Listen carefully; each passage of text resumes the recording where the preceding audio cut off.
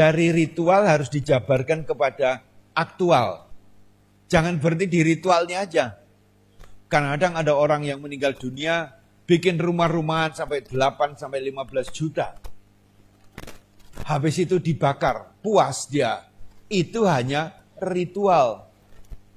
Dampaknya tidak besar dibandingkan Anda mengeluarkan uang 15 juta, kemudian dijadikan yang aktual kepada mereka yang sangat membutuhkan. Itulah yang sangat penting sekali di dalam upacara Patidana pada malam hari ini. Kita sendiri juga harus siap. Kematian selalu ditakuti karena apa? Mengapa ditakuti kematian? Yang nomor satu karena kita takut setelah mati itu kita kemana? Gelap di sana. Nggak ada petunjuk jalannya. Pergi ke neraka, mau ke surga Sukawati, ke surga mana? Nggak ada. Yang mengantarkan kita cuma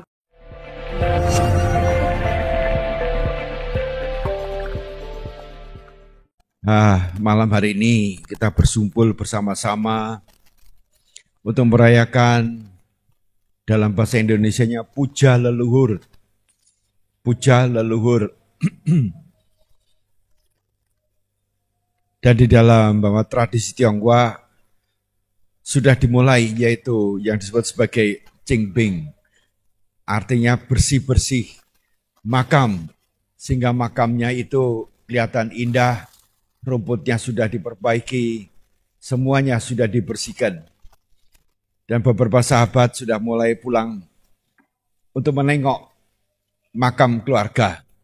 Yang mungkin di sini pergi ke mana? Balikpapan ya atau ke tempat-tempat lain.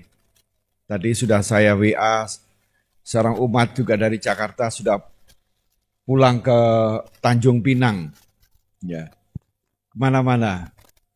Kalau umat Islam baru saja sebelum puasa sudah melakukan puja leluhur dengan cara pergi ke makam, membersihkan makamnya, menabur bunga dan membacakan doanya. Dan nanti diulangi lagi yaitu setelah Lebaran, setelah Idul Fitri. Jadi ada kesamaan. Yang Katolik juga demikian, menjelang Natal. Tetapi kalau ada orang Katolik yang ada di daerah Amerika Latin, itu ada kebiasaan yaitu pergi ke makam pada tengah malam. Pada sekitar jam 12 malam, ya dengan lilin ya dinyalakan ada di sana. Jadi setiap bangsa itu mempunyai tradisi masing-masing. Tetapi intinya adalah menghormat, melakukan puja kepada leluhur.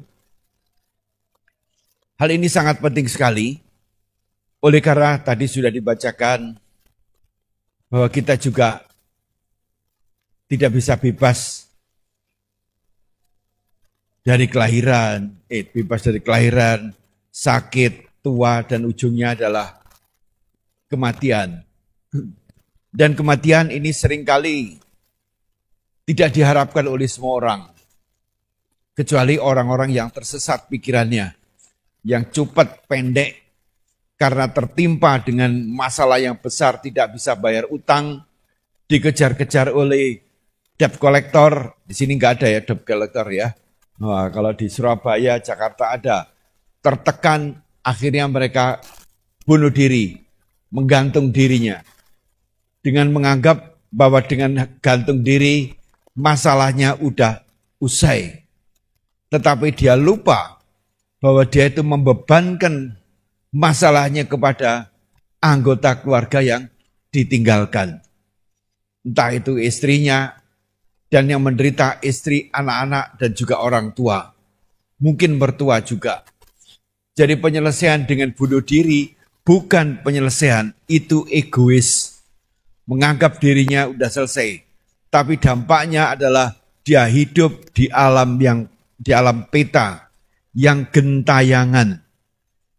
Menurut mereka yang memahami dan juga seringkali dari yang ditinggalkan itu masih terlihat makhluk halus lewatnya, kemudian masih ada suara-suara dan sebagainya. Sehingga apa? Ujungnya dipanggilkan Bante untuk membacakan Parita Parasuta, bukan untuk mengusir tapi untuk menyedarkan dia yang sesat, ya, yang berpikir pendek, untuk menyadari bahwa hidup ini memang tidak kekal dan dia harus mengikuti apa yang diajarkan oleh Sang Buddha.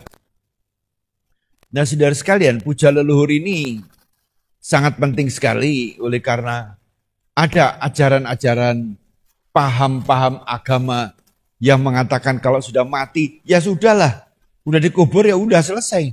Gak ada hubungannya lagi dengan kita. Dia jalan sendiri, kita jalan sendiri. Ya, ada yang berpaham ajaran-ajaran atau paham-paham agama. Ya. Tapi banyak agama tidak mengajarkan demikian. Paham agama yang mengajarkan demikian. Kenapa puja leluhur ini sangat penting sekali? Yang pertama adalah kita menyadari bahwa adanya diri kita ini oleh karena ada orang tua. Karena ada orang tua, suami istri, maka kita itu dilahirkan. Dan pada umumnya, lahirnya kita itu karena cinta kasih dan kasih sayang orang tua. Ada juga yang kelahiran karena tidak diharapkan. Ujungnya apa? Melanggar sila. Kedua, sila yang dilanggar adalah mengenai perbuatan yang bertentangan dan kesusilaan. Sila yang ketiga bisa juga sila yang pertama. Anak yang lahir dibunuh. Anak yang lahir dibuang di sungai. Dan sebagainya. Jadi sudah pelanggaran silanya sudah bertumpuk-tumpuk. Tetapi saya yakin bagi hadir sini adalah tentu kita itu dilahirkan akibat orang tua yang memiliki kasih dan sayang satu dengan yang lain. Dan kemudian melahirkan kita, maka mereka pun mempunyai kasih dan sayang kepada kita. Itu landasannya. Oleh karena itulah maka kita juga wajib mendoakan mereka itu yang telah tiada. Juga ayahnya ayah atau ibunya ibu atau kakek neneknya ibu bapak itu ke atas itu juga bagian daripada urutan kita. Ya, terutama orang Tionghoa masih memelihara nama keluarga ya, Seh. Ya, ada yang Lim, ada yang Huang, ada yang apa kamu? Sim ya. Di Malang ada restoran namanya Simboklan. Wah, enak itu. Ya. Kemudian Pasika kita yang ada di Jakarta, Ketua Wadani juga Dr. Metasari juga dari SIM itu. Ya. Masih memelihara nama keluarga, apalagi di dalam budaya Tionghoa seringkali masih memelihara papan keluarga. Ya. Papan keluarga itu. Ya masih dipelihara. Kita itu ada di urutan keberapa. Kebetulan Bante juga berasal dari keluarga bukan Tionghoa, tetapi memiliki darah bangsawan yang masih memelihara buku silsilah. Dan masih ada juga makam keluarga. Kalau bukan keluarga tidak boleh dimakamkan di situ. Tetapi keluarga yang dimakamkan harus Muslim.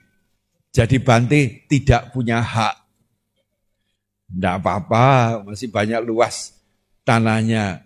Apalagi di laut ya, wah enak, dingin. Kalau di dalam itu sumpek itu nanti di liang lahat. Ya. Masih ada urutan Bante urutan ke-10 dari pendiri kota Surabaya. Ya. Sehingga kita bisa lihat urutan satu dengan lainnya itu. Oleh karena itulah maka kami juga ya, setahun sekali itu ada acara ruahan. Ruah itu nasi dari arwah. Ya, artinya menghormat kepada arwah leluhur untuk berdoa secara bersama-sama. Itu. Keuntungannya apa di sana? Menjaga kerukunan anggota keluarga. Jadi di samping kita itu menghormat kepada leluhur, kita berterima kasih atas bimbingannya, cinta kasihnya, menghidupi kita. Yang lain itu adalah karena akibatnya karena kita pergi ke makam secara bersama-sama. Apakah dalam keluarga kecil, apakah keluarga besar, maka kita itu satu dengan lain itu mengikat persaudaraan. Mengikat kasih dan sayang di antara sesama keturunan. Ya kadang-kadang kita sudah tidak kenal lagi keturunannya. Karena sudah cabang-cabang-cabang, apalagi yang muda-muda begini. Sudah nggak tahu ini anaknya siapa. Wah sudah nggak tahu. Sudah terlalu besar. Karena itulah maka manfaat daripada itu adalah di sana. Tidak lain di sana juga kita juga menabur bunga. Kalau di Islam kan tidak ada makanan ya. Ya kalau banting masih pasang dupa di makam keluarga. Tidak ada masalah. Nabur bunga, mendoakan dan minta maaf ya, dan memaafkan. Karena kemungkinan juga ada orang tua yang melakukan tindakan-tindakan, ucapan yang tidak berkenan di hati kita. Kita memaafkan dan kita minta maaf. Nah, kalau kita itu suka melakukan puja leluhur, maka rezekinya itu akan terbuka. Rezekinya itu akan terbuka. Nah, kemarin saya melihat YouTube dari Ibu Meta yang bisa lihat itu. Jadi kalau Anda melakukan puja, kemudian ada makanan yang dipersembahkan di sana, ya jangan lupa mempersilahkan katanya dia. Jangan setelah tancap-tancap yo ditinggal pergi. Ternyata mereka pun tahu tata krama. Kalau belum dipersilahkan, tidak mau makan katanya. Tapi yang makan belum tentu orang tua kita yang fotonya dipajang. Kalau beliau itu sudah lahir di alam yang membahagiakan, mereka tidak membutuhkan. Tetapi mungkin saja di antara leluhur kita itu ada yang membutuhkan. Yaitu mereka lahir di alam peta yang berbahagia apabila mereka makan daripada persembahan dari anak cucunya.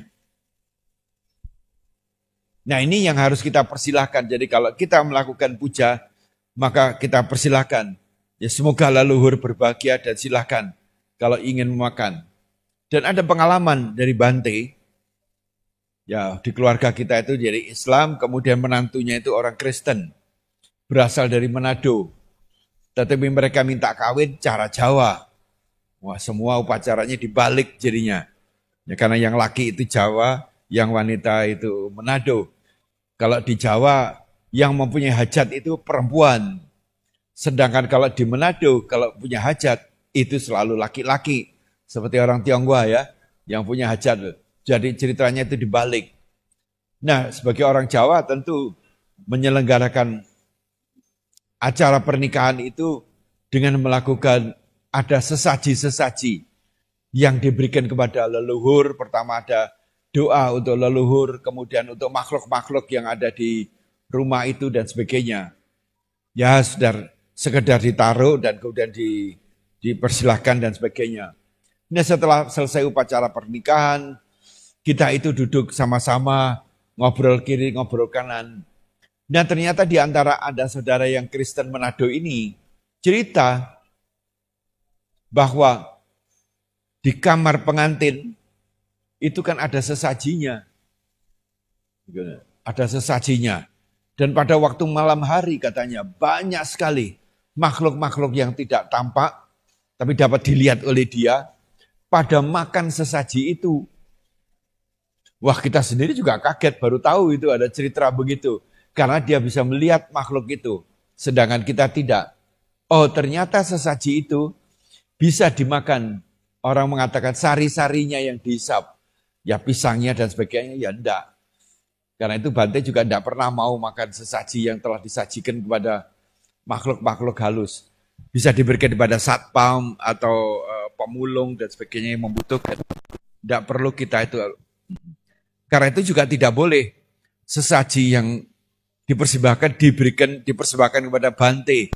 Karena apelnya masih bagus, ini buat Bante. Oh jangan, makan sisa itu nanti. Ada juga yang begitu. Jangan. Kalau Bante itu harus fresh. Ya, karena mentang-mentang apelnya masih bagus, buahnya masih bagus, ya di samping sana kan enak dikasihkan bantainya juga masih makan. Oh jangan itu. Nah, oleh karena itulah maka puja leluhur ini sangat penting sekali untuk apa? Membuka perjalanan hidup kita, membuka rezeki kita, dan membuka hubungan batin antara kita dengan leluhur. Nah, tentu bahwa puja leluhur ini sangat dipentingkan karena diajarkan di dalam oleh Sang Buddha sendiri. Kalau orang tua kita meninggal dunia, yang nomor satu, maaf, saya ulangi lagi. Kalau kita melakukan puja leluhur, jangan dilupakan kalau orang tua masih hidup. Jangan setelah mati, waduh makamnya bagus, mahal. Itu gak terlalu banyak gunanya. Tetapi yang lebih berguna lagi, kalau orang tua itu masih hidup. Itu yang harus diberikan sesaji, diberikan persembahan. Karena orang tua itu telah melahirkan kita, otomatis mumpung mereka masih hidup, kita harus memberikan santunan, mata pitu upatanang. Kita menyantuni, menghidupi orang tua, mata itu orang tua ya, bapak dan ibu. Kita perhatikan kesehatannya, kita perhatikan kekuatan badannya, kita memperhatikan kebutuhan emosionalnya, ya karena mereka butuh disapa, butuh diperhatikan, boleh diajak ngomong, diajak, semua ini begitu. Apalagi kalian yang ada di luar ke pulau, ya, kemudian orang tua di pulau lain, jangan dilupakan telepon. Karena mereka membutuhkan, apalagi orang sudah tambah tua, waktu beliau masih kuat, masih muda, bisanya cuma selalu memberi. Jadi ada rasa egonya itu, saya yang menghidupi anak-anak. Tetapi pada waktu anak-anak sudah mulai besar, sudah mulai punya cucu, nah beliau itu sudah mulai tidak memiliki banyak harta. Sehingga apa? Dia merasa sebagai orang yang tak berguna. Karena semua menunggu dari anak. Iya kalau anaknya itu caring itu peduli. Mungkin mantunya tidak peduli.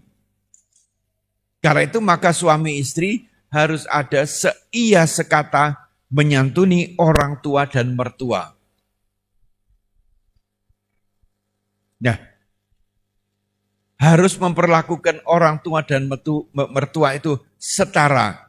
Jangan salah satu lebih banyak daripada yang lain. Kalau yang laki juga ke mertuanya, ya yang wanita juga. Jadi hanya jangan harus diperhatikan.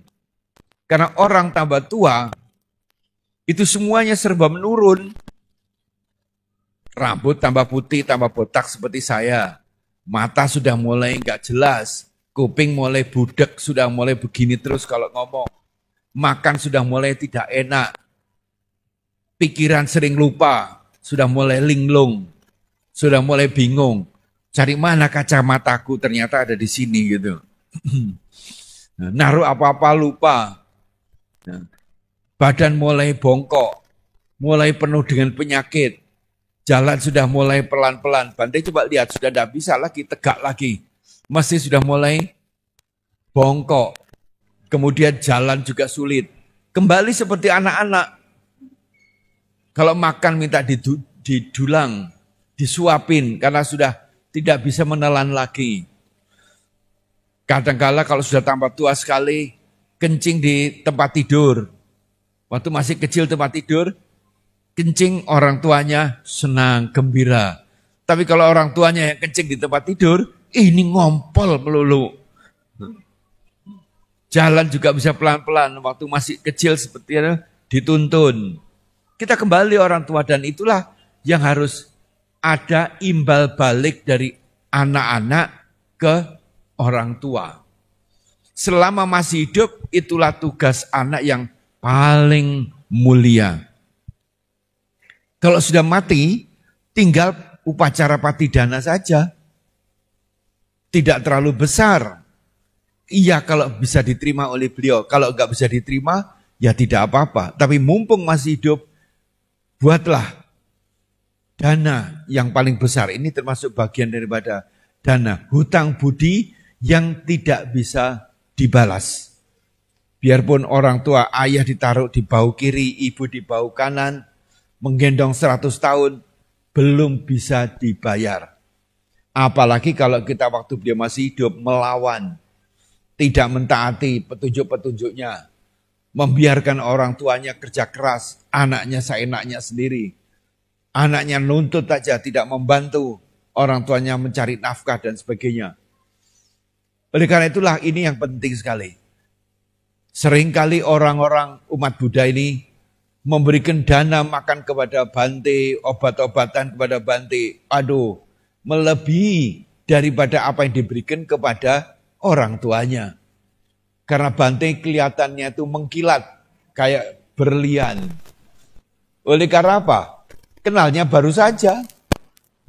Yang kedua apa? Dia melihat silanya jauh lebih bagus.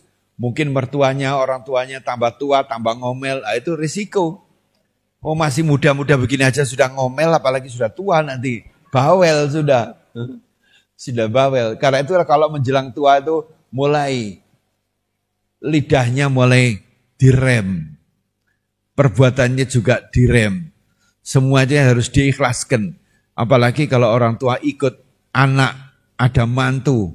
Ya itu harus tahu diri. Ya kebetulan di sini tidak banyak orang tua ya. Harus tahu diri. Ya tidak usah terlalu banyak turut campur. Ikhlaskan. Ini kan rumah anak saya. Terserah mereka ngaturnya. Kalau kita yang ngatur, marah itu mantunya itu. Ya.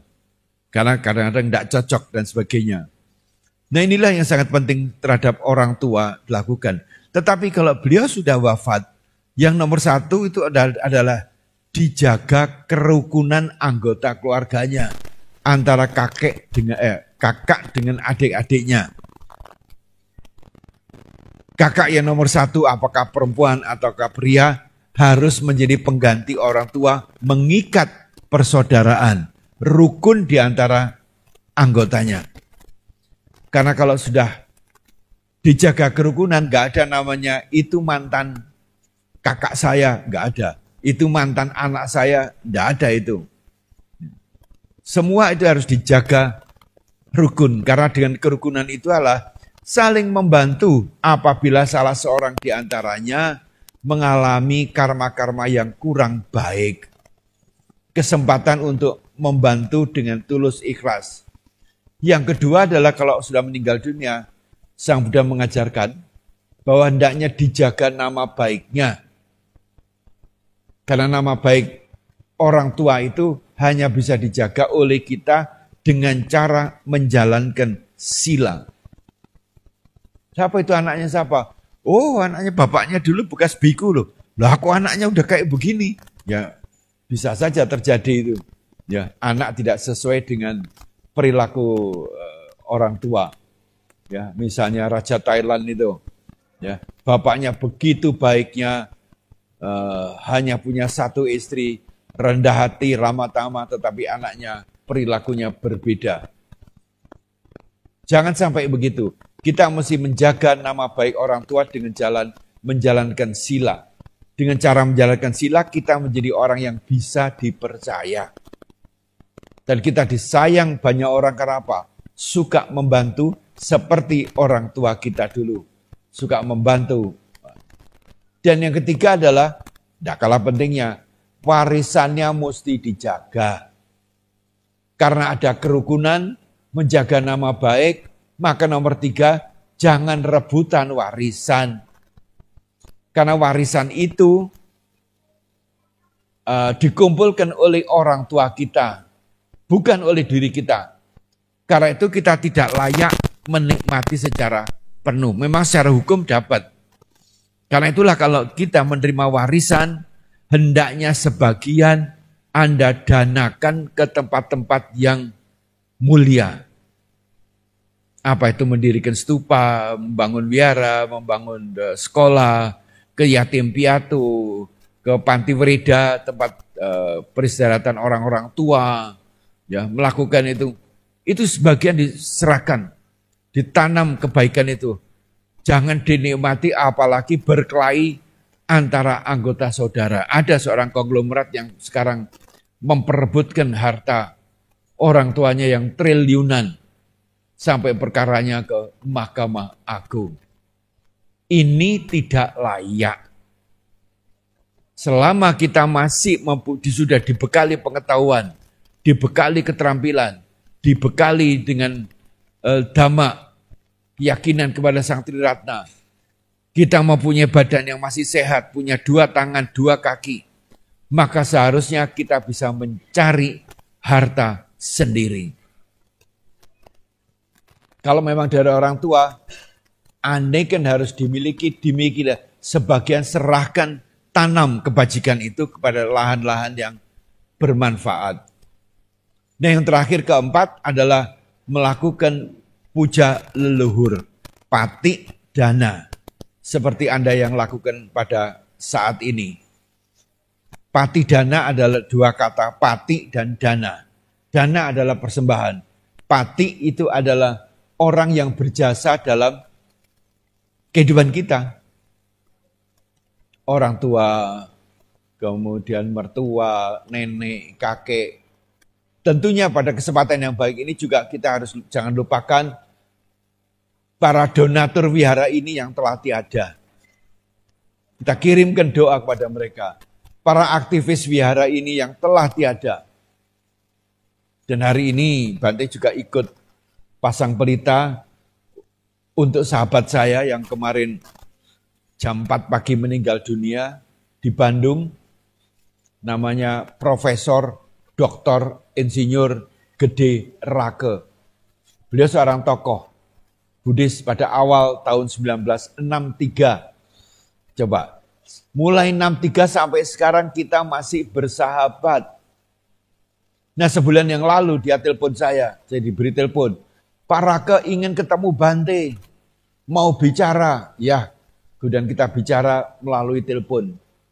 Dia mengatakan, bisa ndak ke sini? Saya sudah kangen. Sahabat tahun 63, jadi berapa puluh tahun lalu? 60 tahun yang lalu, masih bisa kangen. Itu TST Pak, tua sama tua. Masih kangen, saya bercakap-cakap, saya berikan cita-cita kegembiraan dan sebagainya. Saya janji nanti akan datang, tapi nanti pas Lebaran. Karena pas Lebaran, Bante akan ke Jakarta, kemudian terus menuju ke Bangkok. Jadi kalau bisa Jakarta, karena tiket sudah dibeli sih, harus ke Jakarta. Tapi tidak tahunya kemarin itu wafat beliau, Profesor Dr. Insinyur Gede Rake. Dari Bali. Itu teman pada waktu mendirikan Gerakan Pemuda Buddhis Indonesia yang kemarin saya ceritakan. Dan beliau juga adalah inisiator wihara Vipassana Graha di Lembang, Bandung. Jadi kita itu bisa bersahabat lama. Sehingga saya menempatkan pelita di sini. Dan hari ini Anda melakukan patidana dengan menyerahkan pelita. Pelita tidak berarti pelit ya. Karena katanya anak-anak muda sekarang pelita itu pelit ya. Ya. Istilah-istilah baru anak muda itu. Nah pelita ini kita persembahkan. Nomor 1 adalah untuk almarhum. Pelita ini adalah lambang pelita dharma. Kalau orang itu dalam kondisi kegelapan, gelap, misalnya beliau itu lahir di alam kegelapan, maka dengan pelita ini diharapkan ada jalan terang. Jalan apinya itu adalah api dharma, pelita dharma. Hidup ini membutuhkan pelita. Coba kalau tidak ada matahari, mati semua kita. Sudah menjadi es semua. Ya, mati semua langsung. Karena itu dibutuhkan apa? Pelita, energi, light of the Dharma, ya. Sinar apa? Pelita Dharma. Nah, ini supaya beliau dengan pelita itu mendapatkan penerangan untuk beliau sendiri kalau berjalan di kegelapan kehidupan. Dengan beliau mendapatkan pelita itu, maka beliau itu juga bisa membantu makhluk lain yang sedang berjalan bersama dalam kegelapan, bisa. Nah, yang kedua untuk pelita itu adalah untuk kita sendiri. Kita sendiri semua harus memiliki pelita dan sudah memiliki pelita, yaitu Dharma. Karena hidup kita juga tidak kekal, tidak menentu. Gelap terangnya itu silih berganti. Pada waktu gelap, nasib kita gelap, dengan pancaran Dharma itu maka kita tetap bisa berjalan perlahan-lahan. Apalagi di Berau ini suka mati lampu. Apa yang dilakukan Anda? Pasti cari pelita. Entah itu lilin, entah itu Petromax, apakah itu generator ya, atau pasang lilin. Tidak usah gelisah kalau lagi gelap. Ya sudah, kita terima ini lagi gelap. Karena itu saya harus mencari penerangan.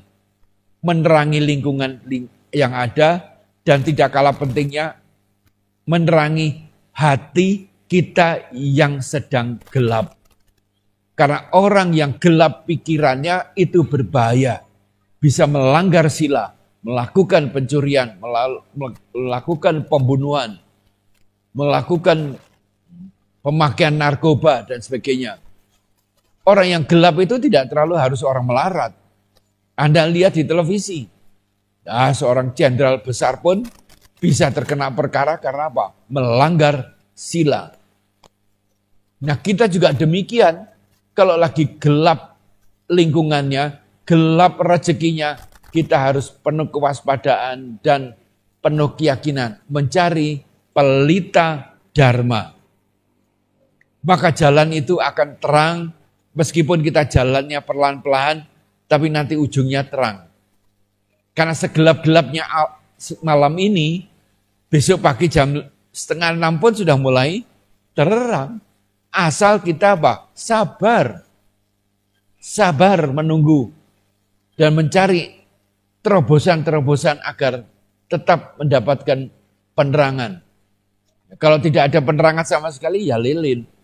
Kalau lilinnya juga enggak ada, enggak apa-apa. Ini enak kok untuk meditasi malam itu. Enggak ada gangguan kok.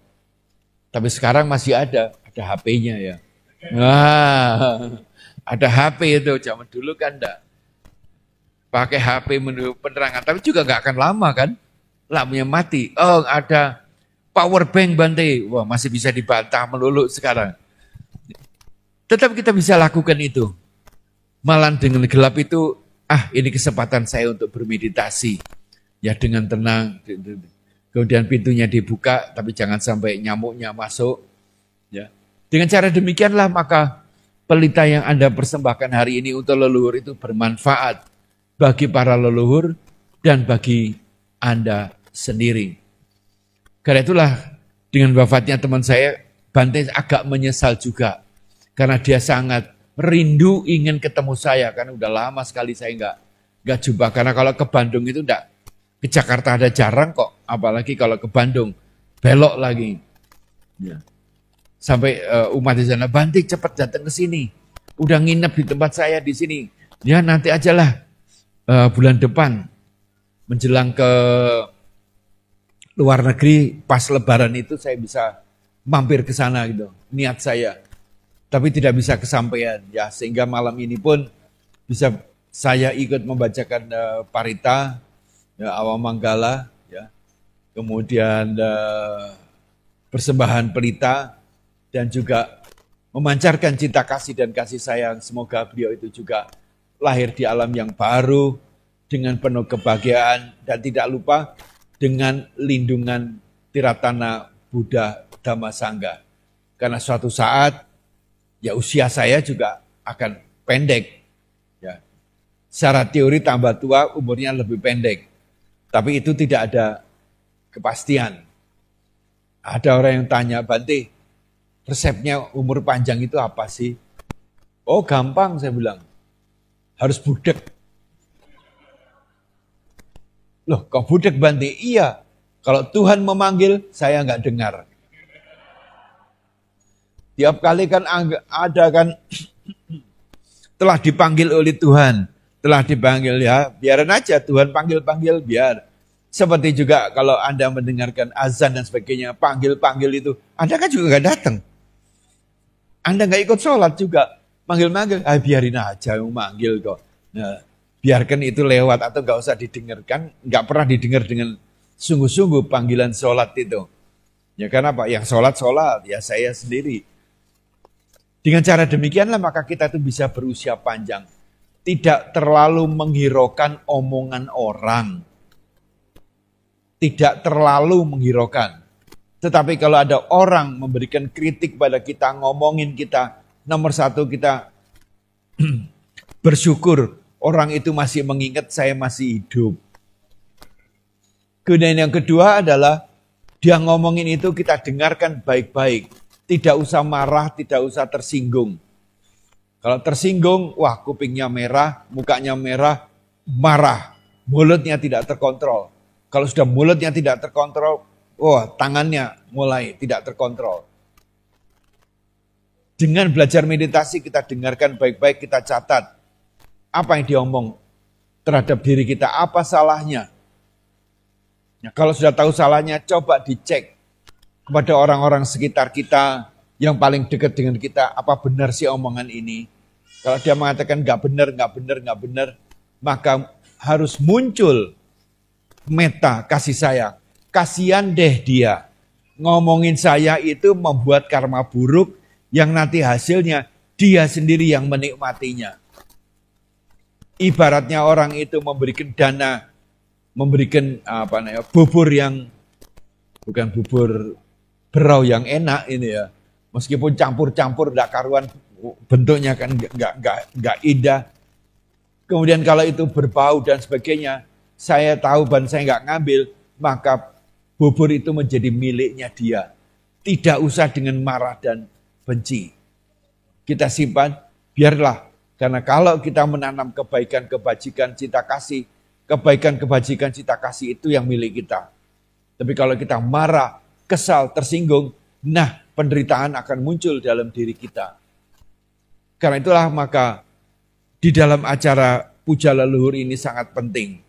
Usia mereka memang relatif lebih lama daripada usia kita di alam yang baru. Karena seringkali sudah meninggal puluhan tahun masih bisa mimpi, masih bisa merasakan kangen dan sebagainya begitu. Kalau itu terjadi, lakukanlah puja leluhur, danakan segala sesuatu yang Anda merasakan penting. Kalau Anda membantu orang lain melakukan dana kepada orang lain, jangan lupa. Idang wo natinam hontu sukita hotu natayo. Semoga sanak keluargaku itu berbahagia. Kalau malam hari Anda terbangun, mendusin ya istilahnya, terbangun, kemudian terasa mimpi sanak keluarga yang meninggal, cepat Anda mengatakan, idang wo natinam hontu sukita hotu natayo. Semoga Anda semua berbahagia. Udah langsung lakukan itu. Itu sudah dana yang murah meriah. Segera lakukan dengan simultan. Idang wo natinam hontu sukita hotu natayo. Sabe sata bawantu sukitata. Sudah tidur lagi, nyenyak terus. Tidak usah pakai rasa takut, khawatir dan sebagainya. Makhluk-makhluk itu kalau sudah meninggal dunia, dia sangat membutuhkan pertolongan dari orang yang hidup. Karena kalau lahir di alam peta itu memang sangat menderita. Peta yang bisa menerima dana kebajikan kita adalah di alam peta yang mau makan atau berbahagia karena makan hasil persembahan kita. Ada juga peta yang makan kotoran-kotoran manusia, muntah-muntahan dan sebagainya. Ada peta-peta yang sangat menderita di alam yang tidak menyenangkan. Karena kita tidak tahu beliau-beliau itu lahir di alam mana. Apakah di alam dewa, apakah di alam peta yang masih bisa menerima dana persembahan kita. Tapi yang penting adalah kita berbuat kebaikan dan kebajikan kepada mereka. Kita masih mengingat kebaikan-kebajikan mereka sehingga kita persembahkan. Itu yang jauh lebih penting. Karena itulah ibu bapak sekalian, di samping Anda melakukan puja leluhur pada hari ini, kalau masih ada kesempatan, berkunjunglah ke makam orang tua, leluhur yang ada, bersihkan makamnya, doakan mereka berbahagia. Kalau toh membawa persembahan, makanan di tempat makan, tempat makam, ya dipersilahkan itu diberikan kepada tukang-tukang pembersih di sana, ya. Atau mungkin ada binatang, ada anjing yang lewat di sana, berikan kepada mereka. Tidak usah dibawa pulang. Tidak usah dibawa pulang. Ikhlaskan apa yang ada itu. Nah pernah, yang tadi pagi saya telepon itu teman dari Jakarta ke Tanjung Pinang. Saya diajak, kebetulan saya harus ke sana. Pergi ke makamnya orang tuanya. Di sana kemudian dibakarkan baju-bajuan, ya, dan sebagainya. Terus saya ajarkan pada dia, Anda jangan hanya cukup berhenti pada ritual saja. Kalau Anda membakar baju untuk almarhum, setelah dari tempat ini, ayo kita turun ke kota, beli baju, bagikan kepada anak yatim piatu. Nah itu real atas nama beliau. Puja untuk mendiang tetapi bentuknya bisa dimanfaatkan oleh orang banyak. Atau memberikan dana jubah, tidak usah jubah itu satu setel, sarung pun oke. Kemudian kalau Anda mempersembahkan makanan untuk almarhum mendiang, kita turun ke sana, ayo kita ke restoran, beli makanan, sajikan kepada anak yatim piatu maupun di panti Freda, panti orang-orang yang sudah tua. Atau berikan kepada pemulung-pemulung ya, yang menderita. Harus dari ritual harus dijabarkan kepada aktual. Jangan berhenti di ritualnya aja. Kadang-kadang ada orang yang meninggal dunia bikin rumah-rumahan sampai 8 sampai 15 juta. Habis itu dibakar, puas dia. Itu hanya ritual. Dampaknya tidak besar dibandingkan Anda mengeluarkan uang 15 juta, kemudian dijadikan yang aktual kepada mereka yang sangat membutuhkan. Di tempat pendidikan, di yatim piatu, di wihara, mendirikan stupa, dan sebagainya. Banyak yang bisa kita lakukan dalam bentuk aktual. Sekali lagi, jangan berhenti kepada ritual. Supaya apa? Dana itu menjadi bagian kayak darah kita yang selalu mengalir dan membuat kita itu sehat dan kuat. Itulah yang sangat penting sekali di dalam upacara Patidana pada malam hari ini. Patidana adalah dana persembahan kepada orang yang memiliki jasa dalam kehidupan kita. Baik itu saudara kandung maupun yang bukan kandung, para sahabat, para kenalan. Dan teman-teman yang mendirikan GPBI tahun 63 di Bandung, saat ini hanya tinggal 6 orang. Jadi kalau sudah ketemu, tinggal siapa lagi yang mati ya, coret. Karena yang hidup itu sudah banyak yang hilang. Teman-teman kantor saya yang lama, kalau lihat foto-foto lama itu, satu persatu mulai dicoret. Dan pada suatu saat gambar saya juga akan dicoret oleh mereka. Ya itu harus. Jadi kita sendiri juga harus siap. Kematian selalu ditakuti karena apa? Mengapa ditakuti kematian? Ya nomor satu karena kita takut setelah mati itu kita kemana? Gelap di sana. Gak ada petunjuk jalannya. Pergi ke neraka, mau ke surga, Sukawati, ke surga mana, tidak ada. Yang mengantarkan kita cuma kebaikan, kebajikan, dan keyakinan kita. 3 itu. Kemanapun itu sudah ngikuti lagi, begitu. Yang kedua yang ditakuti apa? Berpisah dengan orang yang dicintai. Saya takut mati karena apa? Aduh, berpisah dengan anak saya, mantu saya. Saya takut berpisah dengan cucu-cucu saya yang saya cintai. Kedepannya saya tidak tahu yang sekarang, sehingga apa? Timbul. Karena itulah dengan memahami hukum karma, memahami makna daripada kematian, maka kita tuh jangan pernah takut mati. Kita menyiapkan, kalau kita kaya, ya, ibaratnya Anda itu kaya, mau pergi ke Amerika, punya bekal banyak, gak takut. Kemana aja dijalani karena apa? Anda memiliki bekal yang cukup banyak. Dolarnya itu banyak. Kartu kreditnya masih tinggi, misalnya. Tetapi kalau Anda miskin, mau kemana aja. Kalau Bante pergi ke sini nggak bawa uang, nggak takut kok. Orang lain takut kan? Pergi tapi nggak punya uang. Kalau Bante nggak takut. Kalau sampai nggak dilayani, ini salahnya Bante. Bagaimana mendidik umatnya ini? Tidak usah takut. Karena dengan kebaikan kebajikan itu, saya mendapatkan dana makanan di sini pun juga oleh karena kebaikan dan kebajikan yang saya miliki. Kalau Bante sini tidak memiliki perilaku yang baik, pikiran yang baik, ucapan yang baik, moh datang. Bante Jayamido, siapa Jayamido? Tidak usahlah, cari yang lain aja lah. Pasti akan begitu. Karena itu jangan pernah khawatir, tidak pernah takut menghadapi kematian atau hari depan. Karena hari depan di tangan kebaikan, kebajikan kita miliki, dipastikan itu akan ada. Demikianlah pembabaran Dharma Bante pada malam hari ini.